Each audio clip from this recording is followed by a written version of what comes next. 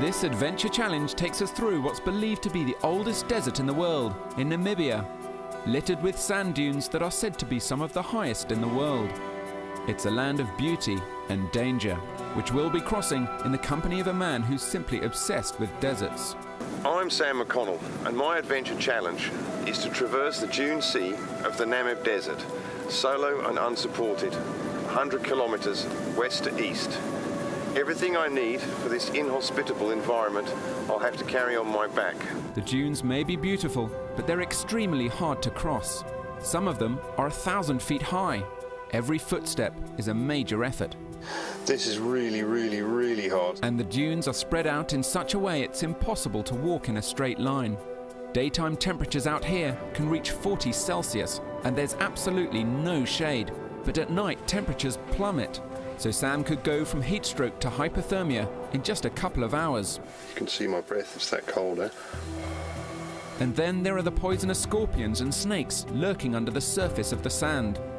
But water will be Sam's main problem. He will only be able to carry a fraction of what a human being needs in an environment like this. I've got just over 3 litres of water left, which is getting a bit grim. Sticking to his path and making good time will be crucial.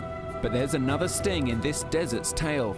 The dunes have a high metal content, which can send a compass way off course. Pretty much walked in a circle. Even if Sam survives snakes, scorpions, heat, cold and thirst, will he be able to navigate his way out of the sand without going around in circles? Or will he become lost in an ocean of sand?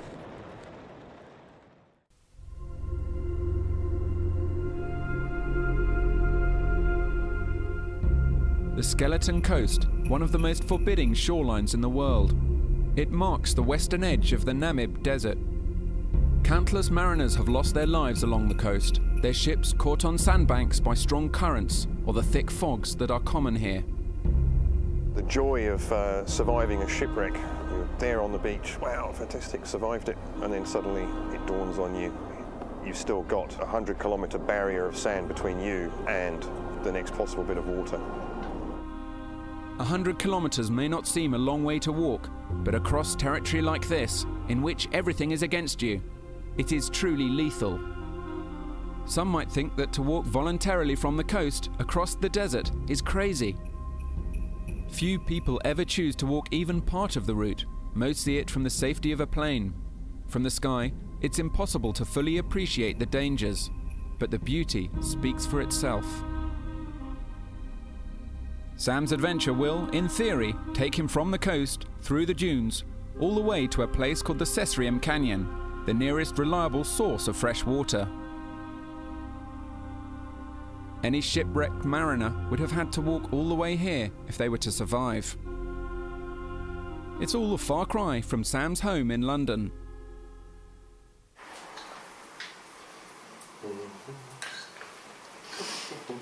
Well, this is my office in London. That's where we plan all of the expeditions and safaris from. I spend about on plus minus half the year here and then half the year either in Africa or other destinations in the world. Well, people ask me if I miss Namibia, and I would say yes, I certainly do, especially on a day like today in London. It's grey, 3 o'clock, it's getting dark, traffic's terrible, and there's hundreds of speed bumps everywhere. No speed bumps out here though, just dust and heat. Sam's back in Namibia, ready for his adventure. It's 7 years since he first came here from London on a photographic assignment. Sam became a safari guide. Since then, he's taught himself how to survive in this arid environment. Well, my 7-year love affair with the desert must have started a long time ago, when I was watching films about deserts as a young lad. And I arrived in Namibia just on a pure luck as I was doing a shoot here. And suddenly, being out in these huge open spaces, I knew I had to spend more time here. The desert has now become his second home and his passion. Well, I decided to walk across the Namib because after doing so many walking safaris out there on the edges of the desert, I was always very keen to see what was exactly over the next dune. So far though, Sam's done no training at all for his walk, apart from running up and down the beach on holiday with his wife. So he's allowed himself plenty of time for practice walks in the heat of the desert. Some parts of his route are just about accessible in a four-wheel drive vehicle, so he can practice in a realistic environment and focus his mind on everything he's learned about life in the desert. Well, climbing up the really big dunes is obviously fairly daunting. The trick is not to look at the top. If it's really steep and you're really tired, you just do 10 paces, take a break, do another 10 paces, take a break, do another 10 paces, take a break, and eventually you reach the top.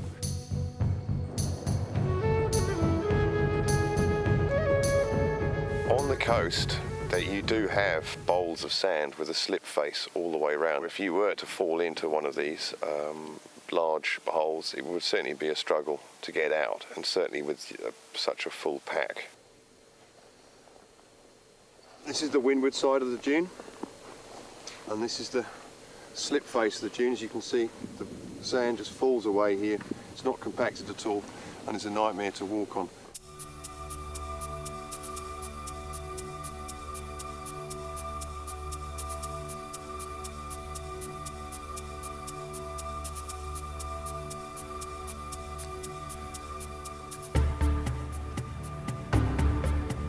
Another amazing thing here is people assume a desert is a dead place, but if you look down here, thousands of tracks, but everything's underground now. As soon as the sun comes out, everybody buries itself.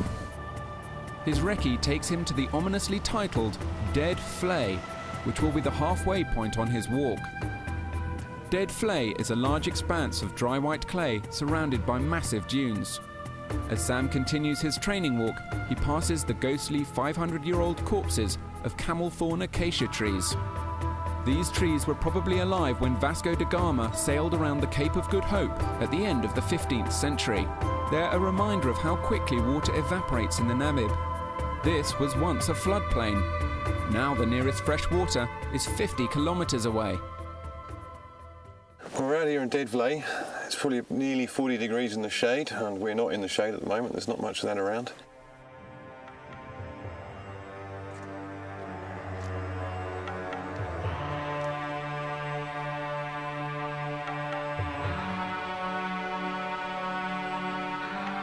Finally, he checks out his ultimate destination, Cesarium Canyon. If he can walk here all the way from the coast, he will have crossed the desert. This is the first year-round source of water between here and the Atlantic. This is the end of my walk. This is perennial spring at Cesarium Canyon. I have to be very quiet and not move too much, because as you can hear, there's a swarm of African honeybees here. Now, luckily for me, I don't actually have to drink that. But if I had made it out of the desert, this would be a very welcome sight. The recce's now over. In the morning, the real thing begins.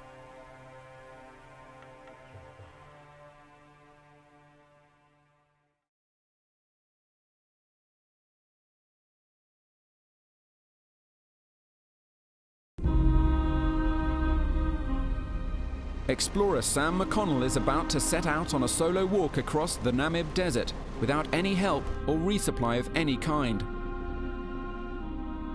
It will be an echo of the desperate and ultimately fatal journeys attempted by many shipwrecked mariners in years past. Sailors whose vessels foundered on the infamous Skeleton Coast and who then faced 100 kilometers of sand before the nearest source of drinking water. Unlike most of them, Sam knows where the water is. Even so, over such inhospitable terrain, will he be able to manage it? The night before he's due to set off, Sam sets up a base camp near to Cesarium Canyon. From here, he will be flown 100 kilometers or so to the Skeleton Coast. There are no roads. A helicopter is the only practical way in. His walk back inland, across the desert, will take him pretty well due east, through the dunes, past the deadpan at Dead Flay, and then through somewhat easier terrain back to the Cesarium Canyon. This is basically all the kit I'm going to be taking with me into the desert, which should last me about 5 days. Weight is obviously an enormous issue. If you can imagine climbing up sand dunes without a pack, that's bad enough. Doing it with a huge pack is even worse. This is what it's all about. 15 litres of water, 3 litres a day for 5 days. I was advised by doctors here that I should take a minimum of 5 litres of water a day. But obviously the problem with that is if you take 5 litres a day, the weight increases, so therefore you're using more water to carry the water, and it's obviously going to slow you up even more. So Sam will be carrying barely half the water he needs. Not a pleasant thought as he spends his last night in base camp. Well, tomorrow morning I'm being dropped off on the Skeleton Coast, just south of Miob. And from there I've got a 53k walk, as the crow flies that is, to Scissors Flay stroke Dead Flay. Because we've left it so late in the year and it's starting to get very hot, I'm going to take the fast track option and walk straight to Wittberg, due east from the coast, and then due north up to Dead Flay, where I then meet the Sarkhab River. And from there it's easy going down the gravel plain in the final 2 days to Sesrim Canyon, where I find my first fresh water after 5 days.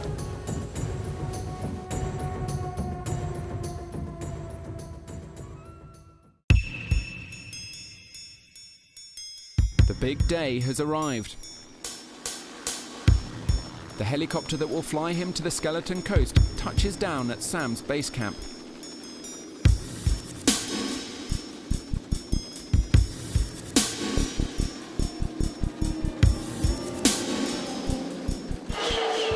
It's the handbrake, I take it. The pilot, Steve Groves, is used to working in extreme conditions.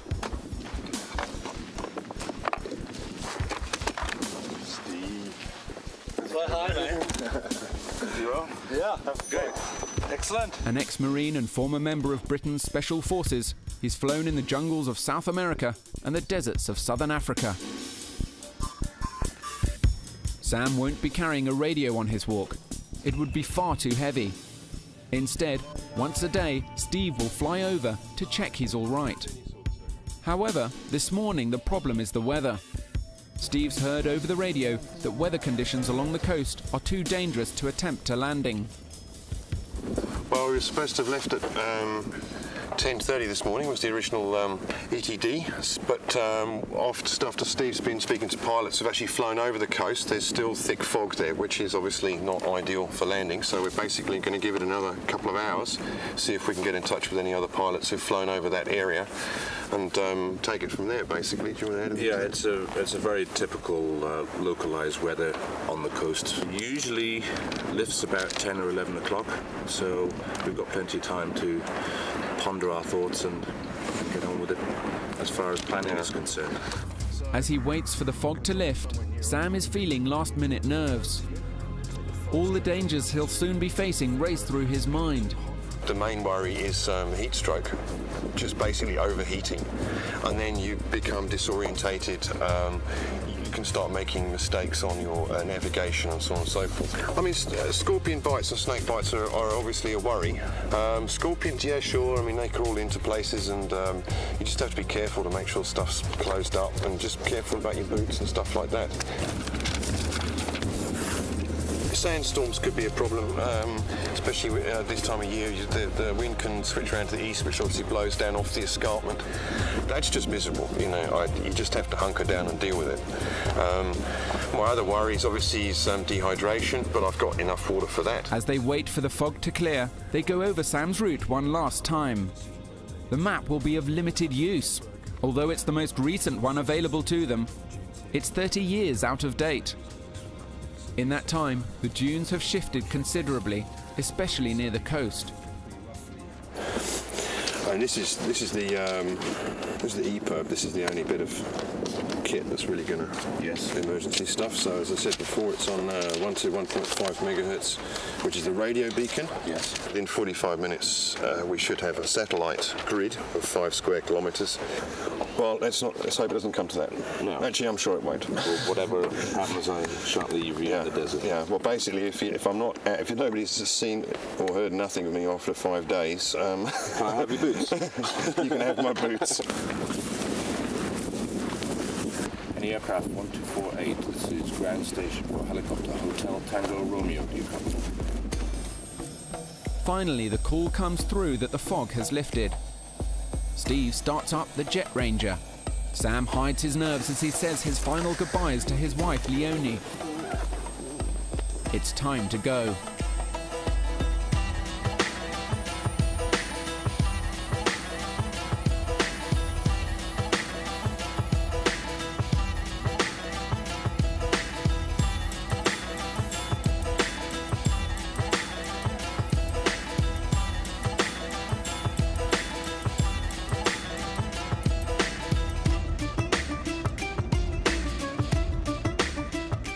The helicopter practically skims the surface of the dunes as Steve flies fast and low towards the coast. It gives Sam a final chance to check the conditions along his route. The flight takes less than an hour. It's going to take Sam a minimum of 5 days to walk back through the desert to the canyon where his wife will be waiting. The realisation dawned on me as we were flying into the coast on the chopper that this was it. You know, I was going to have to actually go and do that, and I suddenly noticed my hands were shaking. Just as Sam jumps out of the helicopter, Steve calls to him, "You're stark raving mad."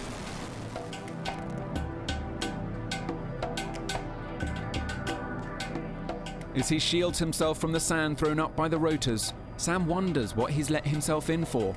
Could Steve be right? But it's no time for indecision. This is the point of no return. It's just Sam and the desert from now on. When the helicopter left, it certainly was, that was it, was very final.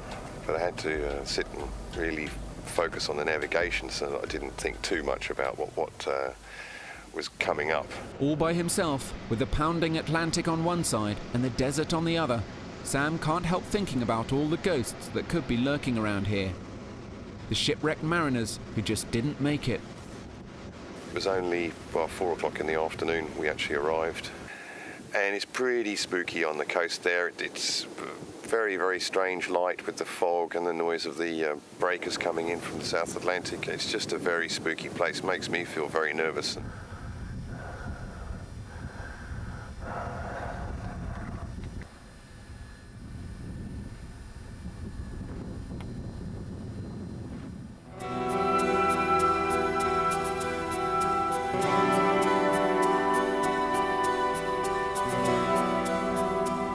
Sam turns his back on the ocean and starts walking into a sea of sand dunes, where daytime temperatures are typically in their 40s, well above 100 degrees Fahrenheit, but plummet at night. Where sandstorms and heat stroke threaten his survival, and where he only has an aging map and his compass to rely on to find his way through. Probably took me about 20 minutes to get my wits about me and start walking. And with the fog cover, it got dark very early, so I only got 2 hours walking in. As he expected, Sam's finding it hard going, trudging through the soft sand. But with a heavy pack on his back, weighed down by 15 litres of water, his rate of progress is even slower than he'd anticipated. He had hoped to cover 10 kilometres on his first day. I made very few kilometres the first day. The wind howling around. The fog around the coast creates incredible levels of humidity for miles inland. I was soaked to the skin by the time I set up camp. Can't see any stars, it's getting dark very, very quickly. It's really chilly. All my clothes are soaking wet with sweat because it's so humid here on the coast. I'm trying to dry them all out by tomorrow. I can actually see my breath, it's that cold. Gee whiz, I haven't seen that since London. Day 2 dawns. Sam's first full day on the dunes. My clothes were still wet that morning, so I had to struggle back into them, which is always very unpleasant after getting out of a nice warm sleeping bag, getting back into horrible, soggy, cold, wet clothes.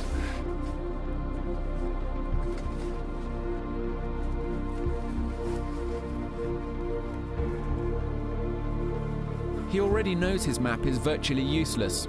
The landscape has changed far too much since it was printed. Often in a desert, dunes will conform to some kind of pattern or regularity. But here, he's faced with every kind of shape and configuration imaginable. The only thing the dunes here have in common is they're all huge.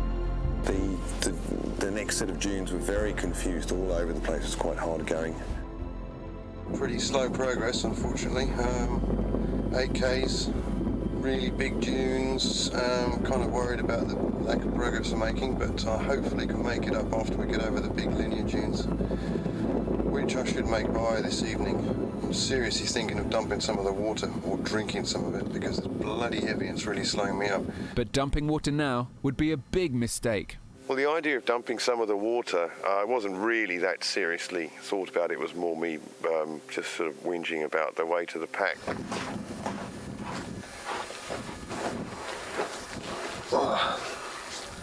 Well, after slow progress this morning, definitely made up a bit of time, which is great. Still, the pack's way too heavy. I'm still making up my mind about what to do with the water situation.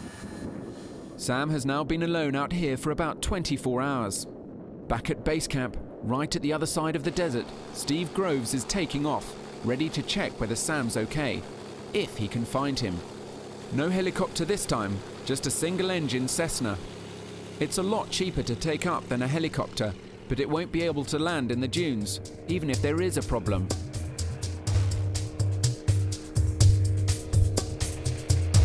Well, Steve's job trying to find me was not an easy one. I had no contact with him, no radio. The way he actually found me was by dead reckoning. He took a GPS coordinate when he dropped me off, and then on the first day, he would have guesstimated the kilometres I'd walked and the rough track, and then he would zigzag up and down that until he would find me. The plane actually flew over at 1700, actually found me, which was a mixed blessing, whether it was nice to know they'd found me, but in some ways it was an intrusion having a very noisy piece of man-made stuff flying around. A successful aerial recce trying to find Sam's progress through the desert. After some time we did find him. A little bit difficult trying to find an ant in a sandbox, it seems. A very small human being in a very large desert. However, we did find him, and by my estimation he's at about 14 kilometers east of the position we dropped him yesterday at the coast. So he's on track, he looks good, he's fit, and all being well, I've estimated about a 10-hour walk. He should be in this position by tomorrow. By the end of day 2 at 17:20, it says in my log that the fog started rolling in again, and then it was time to set up camp and keep warm, get some food down me. The temperature variation was enormous. But cold isn't the only thing on Sam's mind. Without a map he can rely on, he has to be able to trust his compass to keep him going in an easterly direction. But something doesn't feel right. My compass has been doing some pretty strange things. Took a sort of very strange northwest track there for a while. Anyway, hope to sort of get on top of that tomorrow.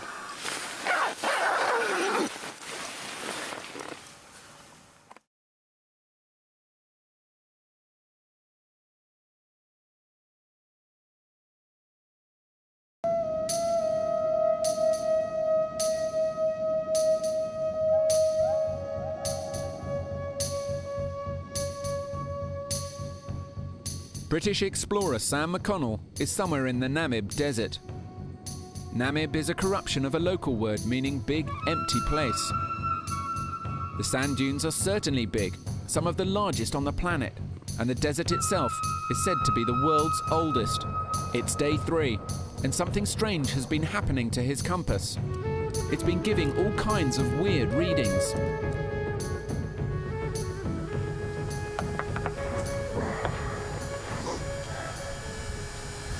Well, it's 7 o'clock in the morning. I'm a bit late, but as you can see, it's pretty overcast. The sun should have been up 10 minutes ago, I suppose, but wind's finally died down.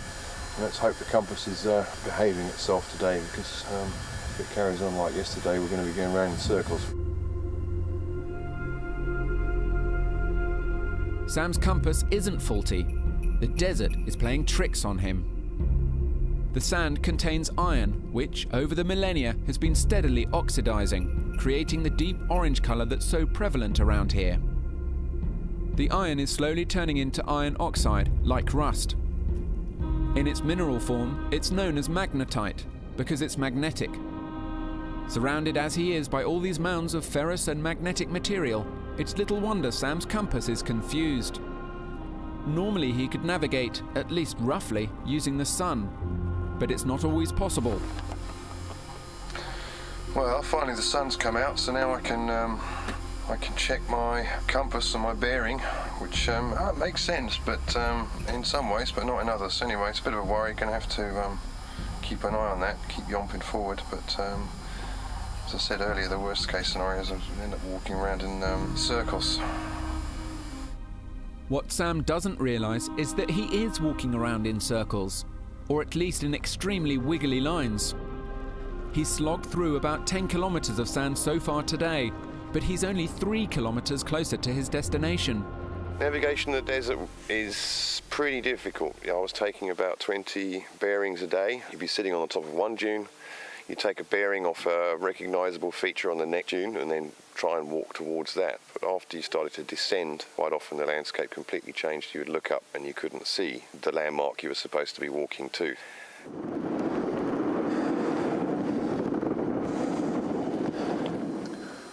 This is one of the reasons my compass not working so well at the moment. Is because all the dark shadows on that dune there is magnetite, and that is throwing me off a bit. So I'm sort of zigzagging my way towards dead flay at the moment. In the relentless sun and wind, his mind is also playing tricks. When you're out in the desert with the wind blowing and everything, and it's all you hear is your ears start playing tricks on you, and for quite a while I kept thinking I was hearing planes all the time flying around, so I was always wondering if it was Steve or not. As he stumbles towards the end of another day, he knows that by now Steve will be trying to locate him again. But with his erratic course and the increasingly windy conditions, he's aware that finding one man in tens of thousands of square kilometres of sand is a tall order.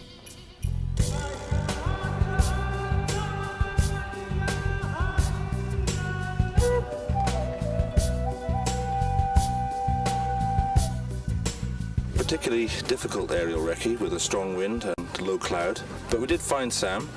He's now in a tent, hunkered down for the evening with the possibility of strong winds. Well, it's a bit chaotic in here at the moment. We've got a hell of a wind blowing from the northwest. It's 2:30 in the morning. Oh, it's just died down a second, but it feels like the tid's better blow away, which I hope it doesn't. Sam's gone to sleep in a howling wind. The following morning, after 3 days of intense heat, he wakes up to rain. A rainbow in the desert, that's a first for me. It's grey, it's wet, it's... yeah, I mean, it's really getting wet now. One thing worse than dry sand is wet sand. It sticks to everything. It's horrible. I'm trying to keep the camera dry here. Although he always knew it was going to be cold at night, Sam didn't expect the chilly daytime rain he's now run into. He's grateful he decided to bring his tent, only a last-minute addition to his kit. Now he wishes he'd brought even more protection. I didn't take any waterproofs. I didn't think I needed them.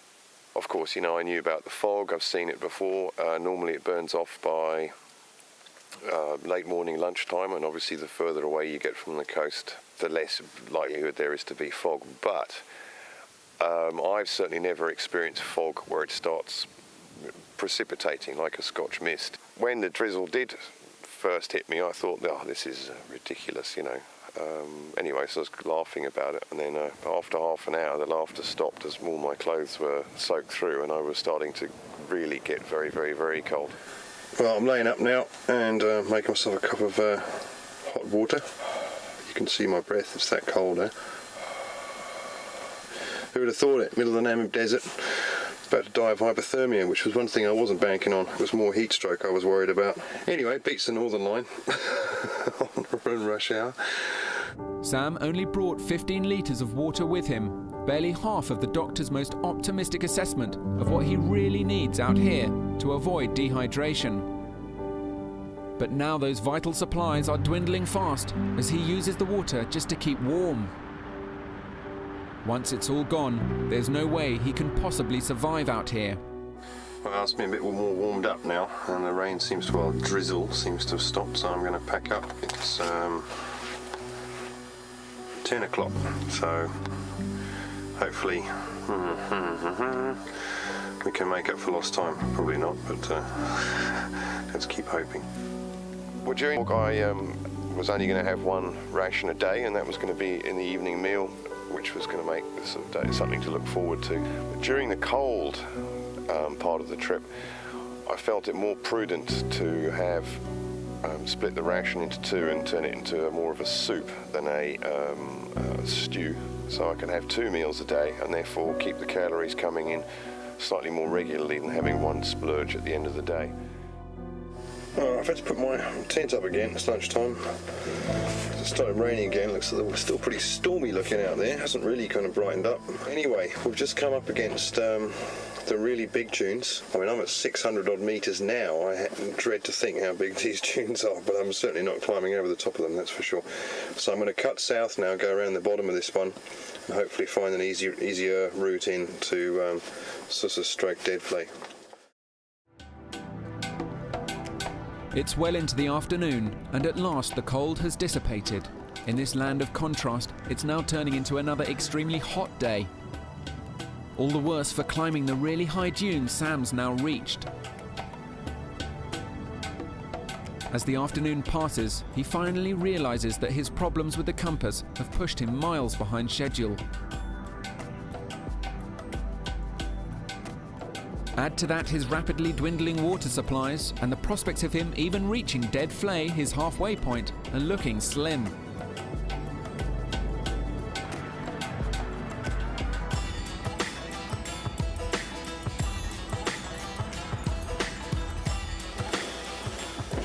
Now, I've had a really shit afternoon.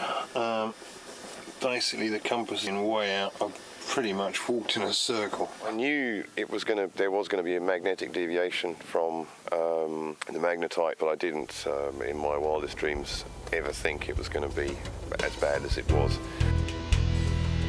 Now he's aware of the problem, he'll try to check his compass regularly against the direction of the sun. But that's only of limited use when he's trying to follow precise bearings. Luckily, the compass only goes wild when he's near particularly large concentrations of metallic material. It's taken me pretty much the rest of the afternoon just to get back to roughly on track. And it's going to be another cold night by the looks of it. The fog's just kind of starting up. I've got 5 litres of water left, which isn't a huge problem, but I only got 1 day's ration of food left. Well, I can tough that out, I reckon.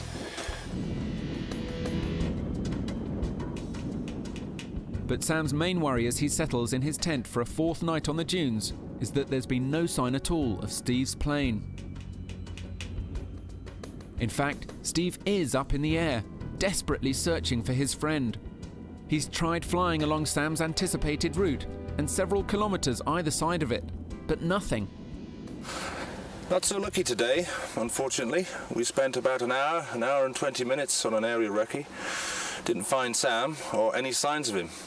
I guess this is due to the strong winds that have covered his tracks. Remember, he's got some big dunes in front of him, so he could be 800, maybe 1,000 metres off track. And there's no way we're going to see that if we can't follow his footsteps. But what Steve doesn't realise is the strange effect the metallic content of the dunes has been having on Sam's compass. For most of the day, he's been much further off track than Steve could possibly have known. He's looking in the wrong place. Anyway, I think it's time for a good rest and look at it again tomorrow morning with fresh eyes, I suppose. Anyway, let's see what happens.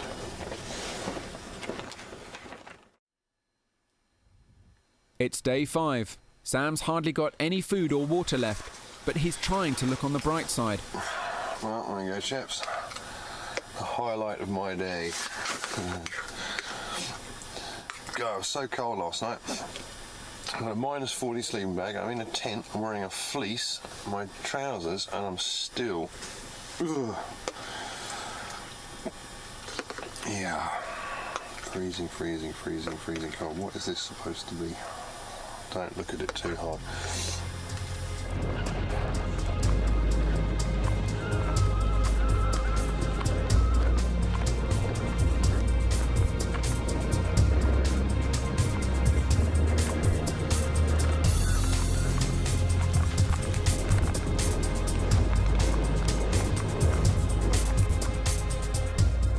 As he starts out on day 5, he has no idea how far he's really travelled and how far he has yet to walk. Scale and distance take on a new meaning in this desert. One of the problems out here is perception of height, distance. Obviously with the dunes they're fairly featureless, you have nothing to compare the size of a dune to, so there's no car there in front of it to give you any ideas. So sometimes, for example, you think, God, that dune's miles away and very high, and 10 minutes later you were there and on top of it, and vice versa.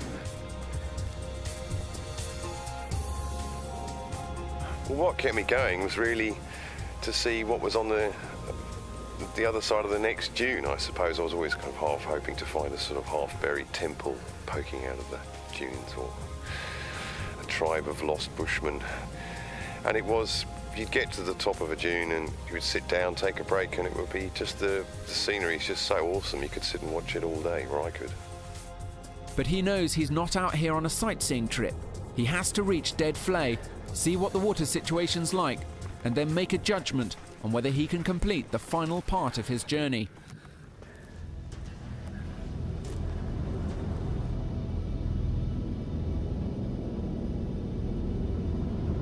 The heat is really building up now. It's hotter than yesterday. Heat stroke is a real possibility. And although he's trying to conserve what's left of his water, it's disappearing all too quickly. I knew that I could probably walk one day without water. Would have been fairly tough, but it was doable. And I knew that I was close enough to Dead Flay to make it with just enough water to spare. But certainly it's quite a concern. But you can't sit and panic about it, because if you do, then all is lost. You just have to make a plan and keep going, basically. The only good thing about running short of water is that his pack is now considerably lighter, which means he's able to walk faster and further than any previous day.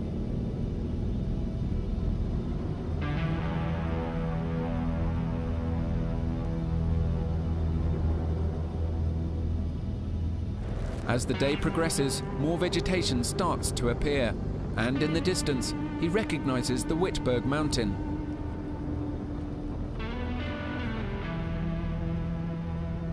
They're both good signs.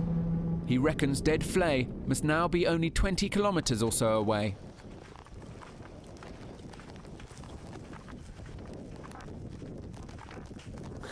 Well, this is the east wind starting up. We've had pretty much everything else. We've had freezing cold, we've had damp, we've had hot, and I suppose all we're left with now is a sandstorm. So if this carries on, it looks like we might get one of those as well.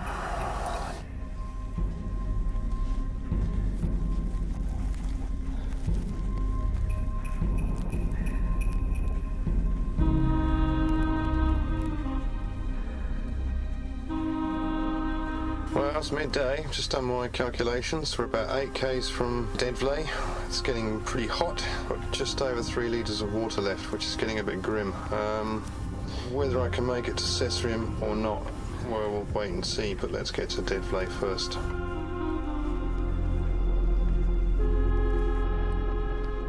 It's really not that far to Dead Flay now, but Sam has finally reconciled himself to the inevitable. It's unrealistic to suppose he could walk any further than Dead Flay without dying of thirst.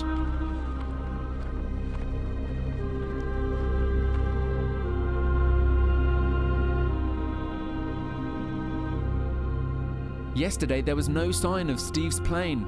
He just hopes Steve can find him today. With no radio, it's impossible to get word to anyone, but there is one possible solution. Choosing an eastward-facing slope, Sam writes a rescue message in the sand.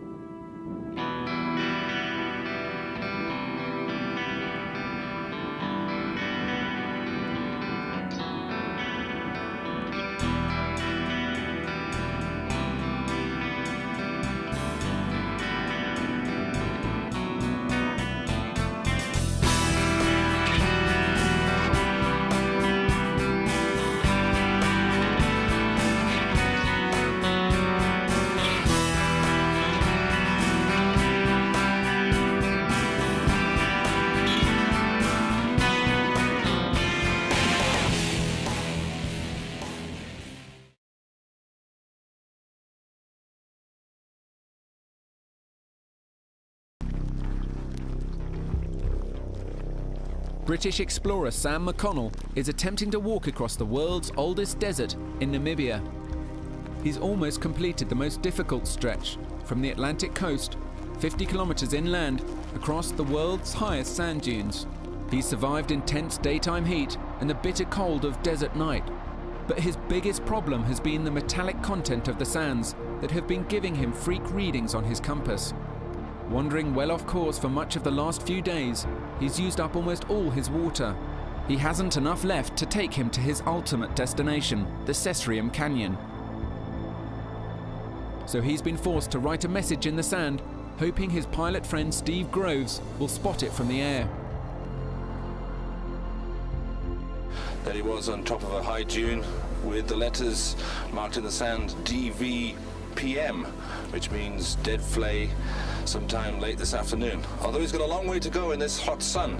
Well, the final day was good. We had saw the guys flew over in the morning. I wrote a message for them in the sand saying I was going to be at dead flay in the afternoon.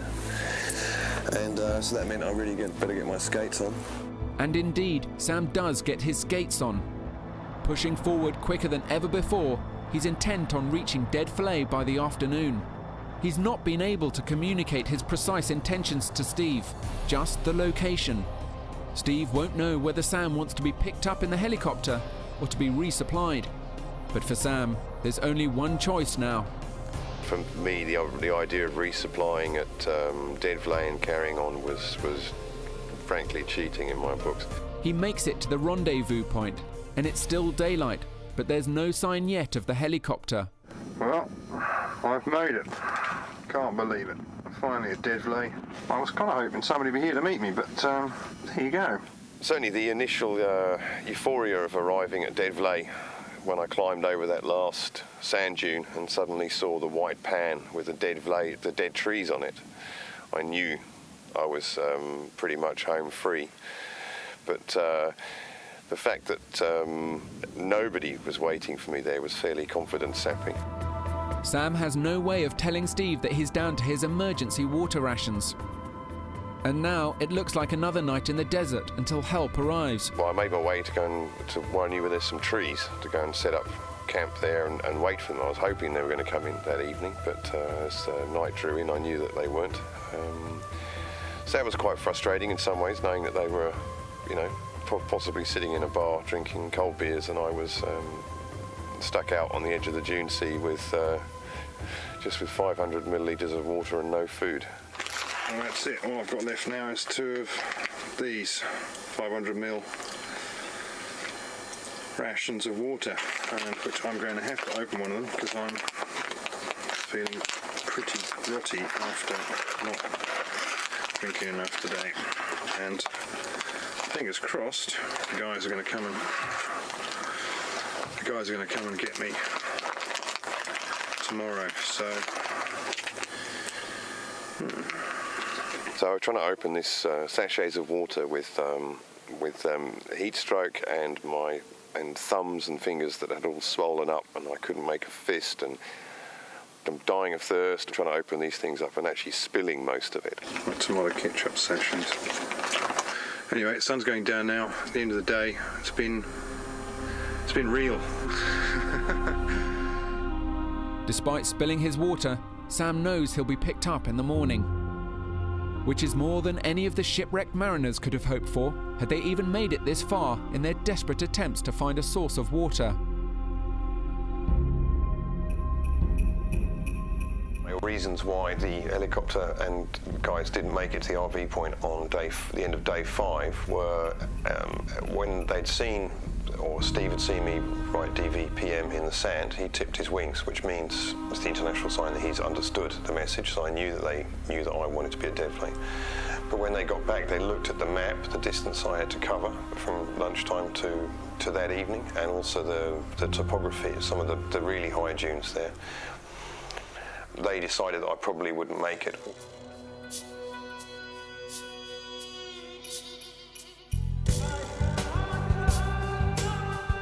A lot of people asked me if I was going to be lonely on this trip. I mean, I wasn't lonely, but I certainly was alone. I certainly worried about it before I started, whether I'd go a bit doolally out there all on my own for 4 or 5 days, but in the end of it, it was a very relaxing experience. I mean, I would love to do that walk. I'd do it again tomorrow. I think it's just such a special place. So even after giving it his best shot and knowing how to find the nearest fresh water to the coast, Sam didn't make it. But he's still convinced it can be done. With the knowledge I have now, I probably would be able to make it from the coast to the spring, Cessrium. That's assuming that the start-off point on the Skeleton Coast was the same, but if you get shipwrecked, you don't normally have a choice where you end up.